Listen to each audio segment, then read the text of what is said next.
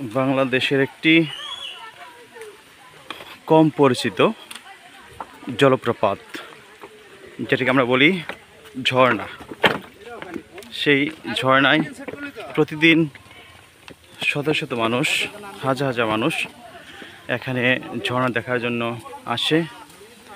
এই প্রকৃতির যে নান্দনিক সৃষ্টি, এই সৃষ্টিকে দেখার জন্য বাংলাদেশের বিভিন্ন জেলার লোকজন এখানে আসছেন। সেই সময় আমরাও আসছি। ছোট পরিসরে হলেও এই ঝর্ণাটা অনেক চমৎকার। এই রোদের মাঝেও যে এত সুন্দর ঝর্ণা, এত সুন্দর যে জলের ছলো ছলো কলো কলো শব্দ, সে শব্দটা অনেককেই মুগ্ধ করে।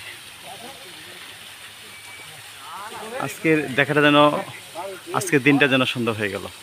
এই ঝর্ণা দেখেই আজকের দিনটা ভালো লেগেছে। কত সুন্দর, পাহাড় থেকে জলের আকারে বৃষ্টিও নয়, জল ও পানি ঝর্ণা পড়ছে। কোথা থেকে আসছে, কি আসছে এটা কেউ জানে না।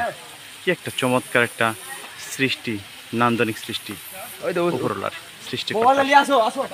শুধু দেখতে ইচ্ছে করে এই বান্দরবনের ছোট ঝর্ণাটি।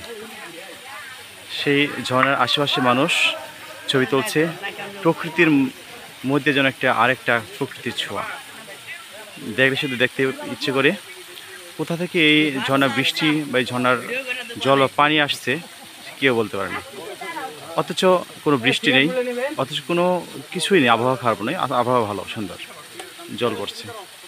কি চমৎকার একটা অপার সৃষ্টি ভগবানের। সবাইকে ধন্যবাদ।